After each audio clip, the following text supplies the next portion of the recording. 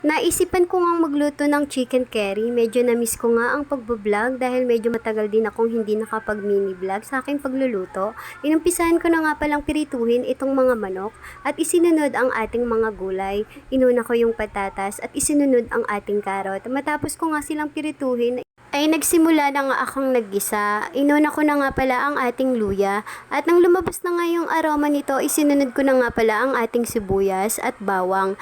Inilagay ko na rin pala yung ating manok at nilagyan nito ng curry powder. At isinunod ko na nga ang ating mga pampalasa, nilagyan ko na nga pala ito ng magic sarap baka naman at nilagyan ng konting paminta. At nang kumulo na nga ito, isinunod ko na nga pala yung ating gata. At nang kulong-kulo na nga yung ating gata, ay isinunod ko na din ang ating mga gulay. Inuna ko na nga pala yung ating karot at isinunod ang ating patatas. Panghuling sangkap na pala natin ang ilalagay ang ating bell pepper na mas magpapasarap sa ating chicken curry. At ayun, finish na nga ang ating yummy chicken curry at sana'y nag-enjoy kayo sa panonood. Pasensya na guys, ngayon lang ulit nakapag-upload, medyo busy lang talaga ang inyong Jen Colette.